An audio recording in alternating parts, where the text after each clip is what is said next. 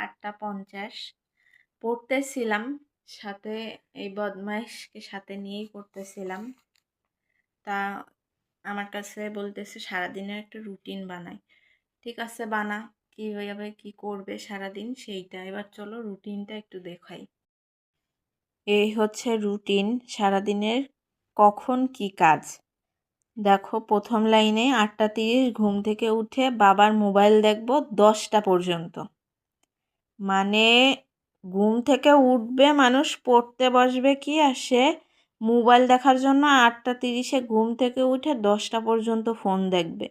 এবার 10টার পরে 10:30 কেন এটা বললাম, বললো যে 10টা থেকে 10:30 পর্যন্ত রেস্ট নেব, এরপরে বিছানা গুছাবো, বাকি কাজ টুকিটাকি যা আছে মারে হেল্প করা, এইগুলো। মানে এর ভিতরে কোনো পড়ার রুটিন নাই, যে মানুষ পড়ে সে পড়ার কোনো রুটিন নাই। মানে দুপুর পার হয়ে যাচ্ছে, সকালেতে ঘুমেতে উঠতেছে 8:30, কিন্তু পড়ার কোনো রুটিন নাই দুপুরের ভিতরে। এই হচ্ছে রুটিন। বিকালে দেখাবা না?